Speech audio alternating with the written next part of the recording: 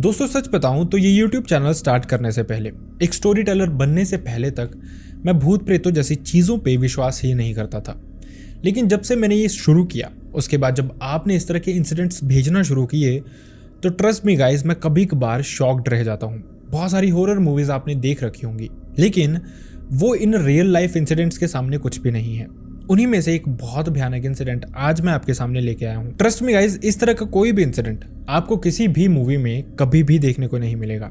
आज का इंसिडेंट है गुवाहाटी का, जो कि है 2009 का, एंड आपकी हालत खराब होने वाली है ये सुनने के बाद। तो चलिए शुरू करते हैं।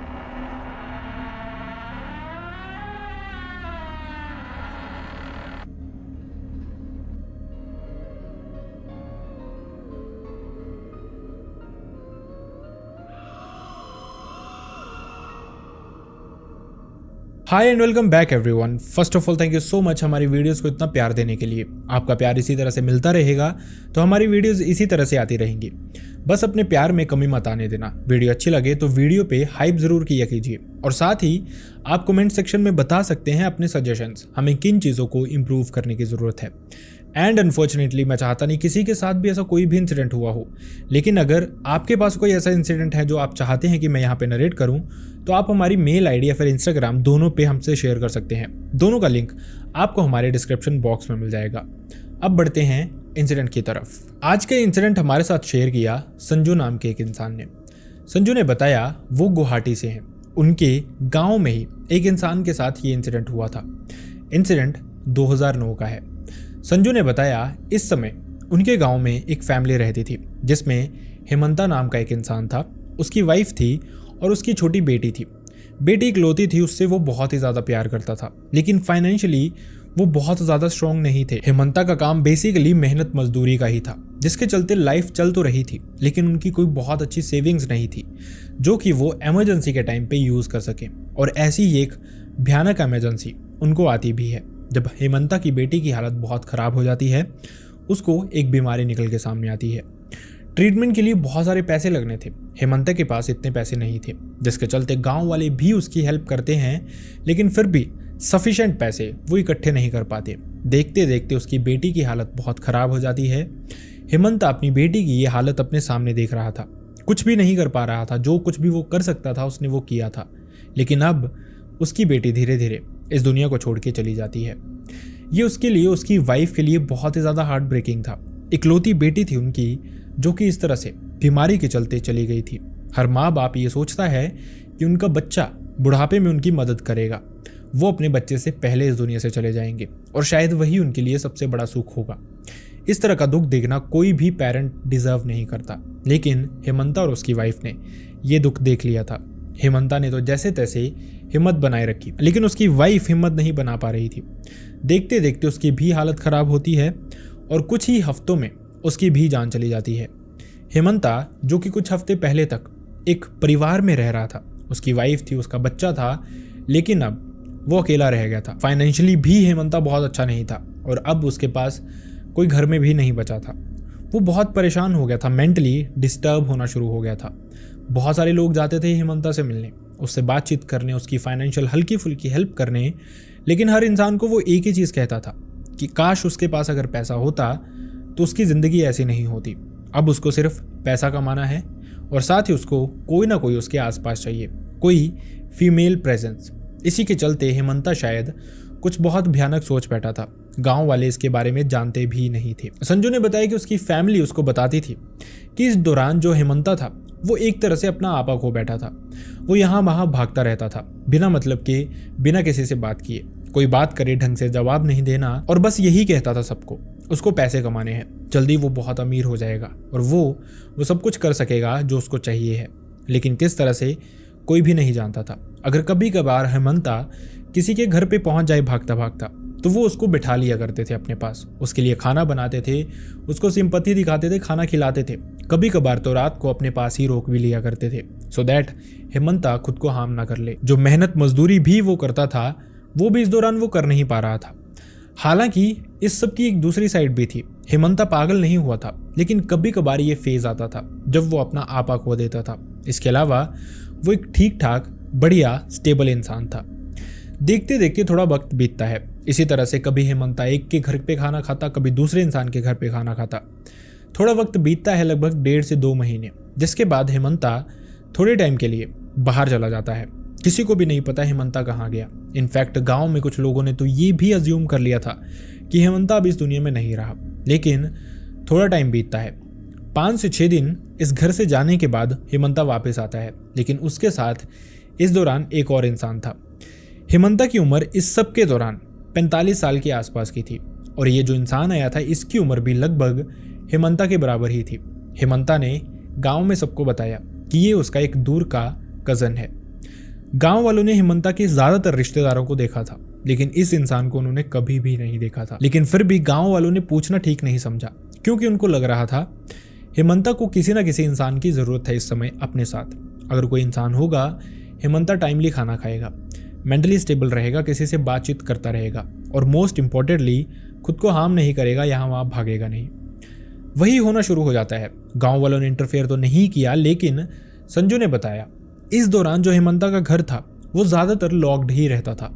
शाम को हेमंता अपने घर से बाहर जाता था, कुछ चीज़ें लेके आता था और वापस आके फिर से घर वैसे ही लॉक कर दिया करता था। ये चीज़ें बहुत ज़्यादा होती जा रही थी। गांव वालों ने भी उस तरफ जाना आना बंद कर दिया था, क्योंकि सबको ऐसा लगता था शायद हेमंता को उनका वहाँ पे जाना पसंद नहीं है, और ना ही हेमंता इस दौरान किसी के घर जाता था। सबसे बड़ी बात, जो कभी कभार उसको पागलपन के दौरे पड़ते थे वो पड़ने बंद हो गए थे। वो बिल्कुल मेंटली स्टेबल हो गया था, या फिर ये कहें कि जब वो गांव वालों को दिखता था मोस्ट प्रोबेबली शाम को, उस समय वो मेंटली एकदम ठीक हुआ करता था। खैर, इसी तरह से वक्त बीत रहा था। गांव वाले भी अब रिलीव्ड थे। उनको लग रहा था हेमंता धीरे धीरे रिकवर कर रहा है। देखते देखते 20 से 25 दिन बीत जाते हैं, जिसके बाद हेमंता के साथ जो ये इंसान आया था वो इंसान वापस चला जाता है। लेकिन हेमंता की जिस तरह की दिनचर्या थी उसमें कोई बदलाव नहीं आता है। हेमंता की लाइफ उसी तरह से चल रही थी। वो वैसे ही घर लॉक्ड ही रखता था ज़्यादातर। कभी कभार वो काम करने के लिए बाहर भी चला जाता था, लेकिन जब वो वापस आता था उसी तरह से अपना दरवाज़ा बंद कर लिया करता था। और शाम को जैसे वो हमेशा जाता था बाहर, वैसे ही बाहर जाता था सामान लेने, कुछ ना कुछ लेके आता था। किसी ने इतना बॉदर नहीं किया कि वो क्या लेके आता है, क्यों लेके आता है, लेकिन लोग कहीं ना कहीं परेशान थे। हेमंता जो फाइनेंशियली बहुत स्टेबल नहीं था, काफ़ी टाइम से उसने कोई काम धंधा भी नहीं किया था, लेकिन फिर भी फाइनेंशियली उसको कोई प्रॉब्लम नहीं आ रही थी। देखते देखते लोगों को धीरे धीरे पता चलना लगता है कि हेमंता जो है वो डेली जाके नॉनवेज लेके आता है, यानी कि मीट लेके आता है। अब आप इमेजिन कीजिए, उस समय तो ये चीज़ें बहुत महंगी थी, वैसे ही इंसान बहुत कम अफोर्ड कर पाता था। एक मिडिल क्लास फैमिली या फिर कोई गरीब इंसान महीने में एक आध बार ही मीट खाता था, नॉनवेज खाता था। लेकिन हेमंता इस दौरान डेली ये सब कुछ कहाँ से लेके आ रहा था? वो तो कोई काम भी नहीं करता था। हर इंसान शॉक्ड था, हर इंसान परेशान था, लेकिन किसने अभी भी हेमंता से पूछना सही नहीं समझा, क्योंकि सबको लग रहा था कि किसी न किसी तरह से ये अपनी लाइफ में सर्वाइव कर ही रहा है। और वैसे भी जब इंसान इस तरह के फेज में होता है तो बहुत कम लोग होते हैं जो कि ऐसे इंसान की रिस्पॉन्सिबिलिटी लेते हैं, क्योंकि उनको डर होता है क्या पता किसके घर पे ये इंसान अपनी जान दे दे, जिसके बाद सारी की सारी रिस्पॉन्सिबिलिटी उनको ही उठानी पड़ेगी। इसी के चलते गांव के लोग ज़्यादा आते जाते नहीं थे इस साइड। लेकिन इसी दौरान हेमंता का एक बहुत पुराना दोस्त था जिसका नाम था जितेन। काफ़ी साल पहले जितेन दुबई चला गया था। वहाँ पे उसको हेमंता की वाइफ और बेटी के बारे में तो पता चला था, लेकिन अनफॉर्चुनेटली जब कोई इंसान परदेश में होता है तो वो वापस नहीं आ पाता, इतना इजीली तो बिल्कुल नहीं आ पाता। लेकिन अब जब जितेन आया था तो वो हेमंता से मिलना चाहता था। वैसे ही होता है, वो रात को पहुंचता है, उसके बाद वो अपने घर पे खाना वाना खा के सो जाता है। अगली सुबह उठता है, मॉर्निंग वॉक के लिए निकल जाता है, जिसके बाद वो घूम के अर्ली मॉर्निंग वापस जा ही रहा था अपने घर की तरफ। तभी उसका मन करता है कि वो हेमंता से मिल के आए, जिसके बारे में वो जानता था कि हेमंता अपने घर पे अकेला रहता है। देखते देखते जितेन हेमंता के घर पे पहुंचता है, जहाँ पे वो हेमंता को आवाज़ लगाना शुरू करता है, लेकिन सामने से कोई इंसान आवाज़ नहीं देता। शायद हेमंता घर पे नहीं था। जैसे ही वो मेन डोर की तरफ पहुंचता है, देखता है हेमंता का दरवाज़ा बाहर से लॉक्ड था। उसको लगता है शायद हेमंता के घर के पीछे एक जंगल था। ज़्यादातर हेमंता उसी साइड जाता था, क्योंकि उस समय ज़्यादातर लोगों के घर पे टॉयलेट वॉशरूम्स नहीं थे, इसलिए लोग फ्रेश होने बाहर ही जाते थे। हेमंता ज़्यादातर उसी साइड जाता था। जब जितेन इंडिया में रहता था तो वो जानता था कि मोस्ट प्रोबेबली इतनी सुबह सुबह हेमंता वहीं हो सकता है। वो हेमंता के घर के पीछे जाता है यही चेक करने। जाते जाते वो थोड़ी आगे तक पहुंचता है जहां पे उसको इवेंचुअली हेमंता दिखाई देता है। लेकिन जो हेमंता कर रहा था वो बहुत ही ज़्यादा शॉकिंग था, बहुत ही ज़्यादा क्रीपी था। अगर आप खाना खाते हुए ये वीडियो देख रहे हैं तो मैं आपको सजेस्ट करूंगा अगर आप पॉज कर दें तो बेटर होगा, या फिर स्किप कर दें, या फिर रुक जाएं थोड़ी देर, सेव कर लें, मतलब वीडियो को बाद में देखें तो it will be better for you. मैं ये सब कुछ इसलिए कह रहा हूँ क्योंकि जब जितेन ने हेमंता को देखा तो हेमंता अपना बॉडीली वेस्ट खा रहा था। मतलब जो वो फ्रेश होने गया था, जो भी उसने वहाँ पे किया था, उसी को वो खुद से खा रहा था। कोई इंसान इतनी क्रीपी, इतनी वियर्ड चीज़ कैसे कर सकता है? ये देख के जितेन बहुत शॉक्ड था और उसका इवेंचुअली गुस्सा निकल जाता है। बहुत ज़ोर से वो चीखता है, आवाज़ लगाता है हेमंता को कि हेमंता तुम क्या कर रहे हो? हेमंता देखता है और वो अभी शॉक्ड था क्योंकि उसने भी इस समय किसी भी इंसान को, जितेन तो छोड़िए बल्कि गांव के किसी भी इंसान को एक्सपेक्ट नहीं किया था कि वो इस जंगल में आएगा हेमंता के घर के पीछे वाली साइड, क्योंकि वहाँ पे कोई आता ही नहीं था। हर तरफ बहुत बड़े बड़े जंगल थे और लोगों को इतना काम ही नहीं होता था कि हेमंता के घर की तरफ जाए या फिर उसके घर के पीछे की तरफ जाए। लेकिन अब जितेन ने उसको देख लिया था। हेमंता बहुत डर गया था। वो भागता हुआ जितेन के पास आता है और उसको कहता है कि मैं तुझे सब कुछ सच बताऊंगा, लेकिन तू मुझे प्रॉमिस करेगा तू किसी को कुछ नहीं बताएगा। अगर लोगों को पता चला तो मुझे मार दिया जाएगा, लेकिन किसके द्वारा इसको मार दिया जाएगा? यही जितेन जानना चाहता था। बिना देरी किए बहुत भयानक सोच में जितेन हेमंता के पीछे उसके घर की तरफ जाता है। जैसे वो घर में पहुंचते हैं, हेमंता थोड़ा सा फ्रेश होता है, जिसके बाद वो जितेन के पास वापस आता है। उसको वो कुछ चीज़ें बताना शुरू करता है जो कि अपने आप में बहुत भयानक थी। हेमंता जितेन को बताता है कि थोड़ा टाइम पहले ही उसकी पत्नी और बेटी की मौत हो गई, जिसके चलते वो बहुत ही ज़्यादा परेशान था। वो जानता था कि पैसा होता तो सब कुछ ठीक होता, शायद उसकी बेटी भी यहाँ होती, वाइफ भी यहाँ होती और वो एक सुखी जीवन जी रहा होता। लेकिन पैसे की कमी की वजह से उसके पास कुछ भी नहीं था। साथ ही उसको कोई ना कोई फीमेल प्रेजेंस चाहिए होती थी अपने सराउंडिंग, जिसके चलते उसको इस तरह की चीज़ों को पाने के लिए ब्लैक मैजिक के बारे में जानने का बहुत शौक चढ़ा। देखते देखते वो बहुत ज़्यादा इंडल्ज हो गया इन चीज़ों में और इवेंचुअली वो एक तांत्रिक के पास पहुंचा। हेमंता जिस इंसान को अपने घर लेके आया था अपना कज़न बता के, वो कोई उसका कज़न नहीं था बल्कि एक तांत्रिक था। उसके साथ वो कुछ तांत्रिक क्रियाएं करने आया था। जैसे ही ये इंसान हेमंता के साथ उसके घर पे आया, उन्होंने ये क्रियाएं करना शुरू कर दी। क्रियाएं थी सिर्फ एक चीज़ के लिए, हेमंता को चाहिए थी धना पिशाचिनी। धना पिशाचिनी क्या होती है आखिर, क्यों हेमंता को चाहिए थी और आखिरकार क्या था इसमें खास? पहले तो नाम से ही आपको पता चल रहा होगा, ये एक करण पेशाचिनी की ही टाइप है। धना पेशाचिनी नाम से ही धना मतलब कि पैसा। ऐसा माना जाता है कि इस पेशाचिनी को कोई सिद्ध कर ले तो वो उसको बहुत पैसा देती है। किसी भी इंसान के प्रेजेंट, पास्ट, फ्यूचर, इस सब के बारे में कोई भी इवेंट हुआ, कभी भी हुआ, वो बता सकती है जिस इंसान ने उसको सिद्ध किया होता है उसको। और साथ ही फिजिकल इंटीमेसी उसको चाहिए होती है अपनी सेटिस्फेक्शन के लिए, या फिर कभी कभार लोग उसको सिद्ध करते हैं अपनी सेटिस्फेक्शन के लिए। लेकिन इसकी कुछ बुराइयां भी होती हैं, कॉन्स भी होते हैं। ऐसा माना जाता है कि अगर आप धना पिशाचिनी की सिद्धि करते हैं तो वो आपको आपका ही बॉडीली वेस्ट खाने पे मजबूर कर देती है। उसको ये चीज़ें अच्छी लगती हैं जिस भी इंसान ने उसकी प्रैक्टिस की होती है, जिस भी इंसान ने उसकी सिद्धि की होती है, उसको खिलाने के लिए।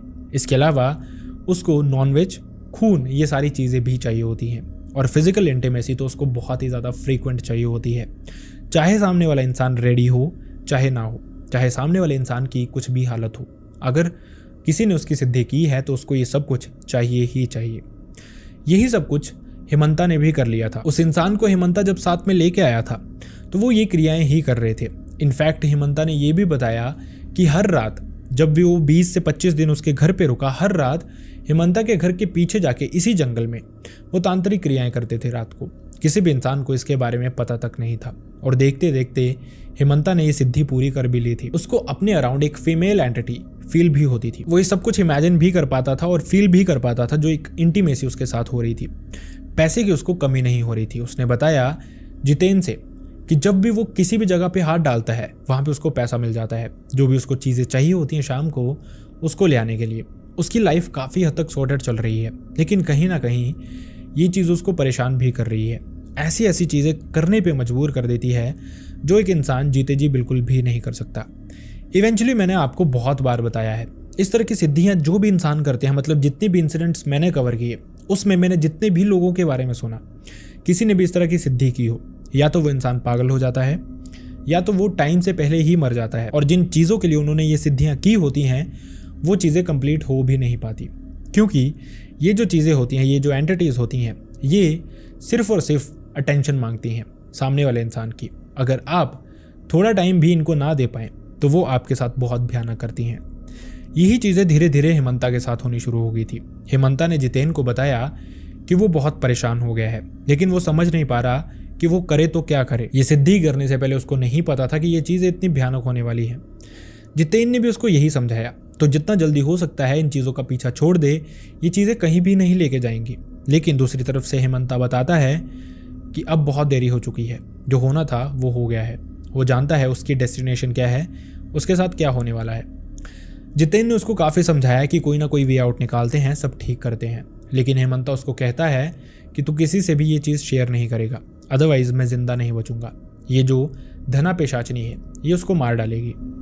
जितेन चाहता था कि हेमंता इन चीज़ों का पीछा छोड़ दे, लेकिन दूसरी तरफ वो ये भी चाहता था कि वो जिंदा बचा रहे। इसी के चलते उसने ये प्रॉमिस किया और वो वापस अपने घर चला जाता है बहुत परेशानी में। देखते देखते ये चीज़ें हेमंता के साथ बढ़ती जा रही थी। फिजिकली वो बहुत ही ज़्यादा वीक होता जा रहा था, लिटरली इतना ज़्यादा वीक हो गया था वो कि अब वो जो फिजिकल नीड्स थी धना पेशाचनी की, उनको पूरा नहीं कर पा रहा था। आखिरकार क्या हो सकता था अगर ऐसा होता तो? ये हुआ, और उसके बाद जो हुआ वो बहुत भयानक था। गांव वालों को भी इसके कॉन्सिक्वेंसेस झेलने पड़े।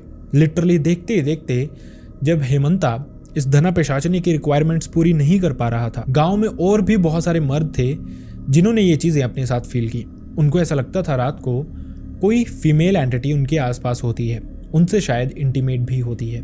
बहुत सारे लोग थे जो शादीशुदा थे, जिनकी वाइब्स उनके साथ होती थी, तो वो कहीं ना कहीं इन चीज़ों को रिलेट कर लेते थे। कहीं ना कहीं ये समझ लेते थे कि क्या पता नींद में वो अपने ही पार्टनर के साथ इंटीमेट हुए हों। लेकिन वहीं बहुत सारे लोग इस तरह के भी थे, कुछ बूढ़े थे, कुछ जवान थे, जिनकी शादियाँ नहीं हुई थी या फिर जिनकी पत्नियाँ काफ़ी टाइम पहले मर चुकी थी। इस तरह का कुछ भी उन्होंने कभी भी फेस नहीं किया था, फील नहीं किया था, लेकिन ये लोग भी धीरे धीरे फील कर रहे थे। इवेंचुअली बहुत सारे लोगों ने ये सब कुछ फील कर लिया था, इमेजिन कर लिया था, और यहाँ तक कि उनके साथ रियलिटी में ये हो भी चुका था। लेकिन कोई भी एक दूसरे के साथ शेयर नहीं कर रहा था। कईयों को शर्म थी तो कई इस बारे में श्योर नहीं थे। पहुँचते पहुँचते ये चीज़ होती है जितेन के साथ। इवेंचुअली जैसे ही उसके साथ एक रात होता है, रात को ही वो उठ जाता है और वो कहीं ना कहीं सबको रिलेट करना शुरू कर देता है हेमंता से। उसने सब कुछ सुना था, हेमंता ने जो कुछ भी फील किया था, उसके दिमाग में आ गया था कि हो ना हो उसके साथ भी वही हुआ है। रात भर वो जागा रहता है, जिसके बाद अगली सुबह होते ही वो गांव में जाता है। गांव में कभी कभार ऐसा होता है कि बहुत सारे लोग इकट्ठे बैठे होते हैं, मर्द स्पेसिफिकली, और एक दूसरे से बातें कर रहे होते हैं। लेकिन ये चीज़ें शाम को होती थी। जितेन के पास इतना टाइम नहीं था कि वो शाम का वेट करे, क्योंकि वो बहुत परेशान था और जानता था कहीं ना कहीं शायद ये मुसीबत बाकी लोगों पे भी हो सकती है। इसी के चलते वो अपनी पड़ोस के घर में जाता है, जहाँ पे एक बूढ़ा इंसान रहता था। उसके घर में जाता है, उसके कमरे में जाता है, और इनडायरेक्टली कहीं ना कहीं उस बूढ़े इंसान को इन बातों तक लेके आता है, और उसको पता चलता है उस इंसान के साथ भी ये चीज़ हुई है। उसने भी ये प्रेजेंस, ये इंटीमेशन फील की है अपने सराउंडिंग। इसी तरह से जितेन अपने ही गांव में एक दो और लोगों से मिलता है, एक दो और मर्दों से मिलता है इनफैक्ट, और वो भी यही बताते हैं कि उन्होंने भी ये सारी चीज़ें फील की। लिटरली वो श्योर हो चुका था कि आखिरकार ये सारा मैटर है क्या। इसी के चलते वो सब गांव वालों से ये शेयर करता है। वो जानता था उसने प्रॉमिस किया है हेमंता से, लेकिन अब ये सारी की सारी मुसीबत पूरे गांव पे आ पड़ी है, और शायद गांव वाले भी बहुत परेशान हो सकते हैं। हेमंता की तरह ही उनको भी मजबूर किया जा सकता है उल्टी सीधी चीज़ें करने के लिए, जिसके बाद सारे गांव वाले ये जानते ही शॉक्ड रह जाते हैं। गांव के बहुत सारे मर्द इकट्ठा होके हेमंता के घर जाते हैं। जैसे वो वहाँ पे पहुँचते हैं, हेमंता बहुत ही ज़्यादा वीक हो चुका था। लेकिन एक बात और थी, हर शाम को हेमंता मार्केट जाता था। बाहर जाते हुए किसी ने भी नोटिस नहीं किया था कि हेमंता इतना वीक हो चुका है। घर के अंदर जाते ही देखते हैं तो उसकी हालत बहुत ख़राब थी। उसका बेड से उठ पाना बहुत मुश्किल था, लेकिन फिर भी जब वो बाहर जाया करता था बिल्कुल ठीक हुआ करता था। कोई भी इमेजिन नहीं कर पा रहा था आखिरकार ये सब था क्या। लेकिन अब लोगों की समझ में बहुत सारी चीज़ें आ गई थी। इसी के चलते वो हेमंता को डांटना शुरू करते हैं। कुछ लोग तो उसको पीटना भी चाहते थे, लेकिन जैसे तैसे जितेन उनको रोकता है और हेमंता को बताता है कि उसने अपना प्रॉमिस इसलिए तोड़ा क्योंकि सब पे ये मुसीबत आ गई है। हेमंता ये सुन के बहुत परेशान था और उसको बहुत रिग्रेट हो रहा था जो कुछ भी उसने किया था उस सब के लिए। वो ये सारी चीज़ें, जो क्रियाएं अंदर वो कर रहा था, जो भी इस धना पिशाचिनी से एसोसिएट थी, उसने वो सारी चीज़ें उठाई, घर के बाहर फेंकी और जला दी।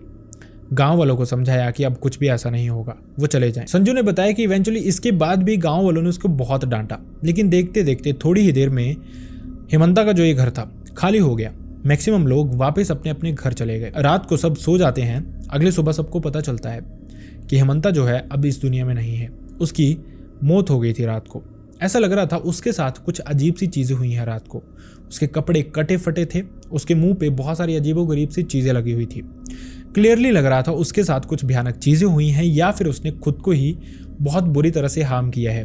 हो सकता है ये किसी तरह के पोजेशन में किया हो। लेकिन इसके बाद संजू ने बताया कि हेमंता ने शायद खुद को सेक्रीफाइस कर दिया था गाँव वालों की बेटरमेंट के लिए, क्योंकि उसके बाद से जैसे ही हेमंता की मौत हुई, गांव वालों ने इस तरह की कोई भी चीज़ अपने साथ फील नहीं की, ना ही आसपास उनको ऐसी कोई प्रेजेंस फील हुई, कोई इस तरह की नेगेटिविटी फील हुई जो कि धना पिशाचिनी की हो। शायद धना पिशाचिनी जिसकी सिद्धि सिर्फ और सिर्फ हेमंता ने की थी, वो उसी से एसोसिएटेड थी।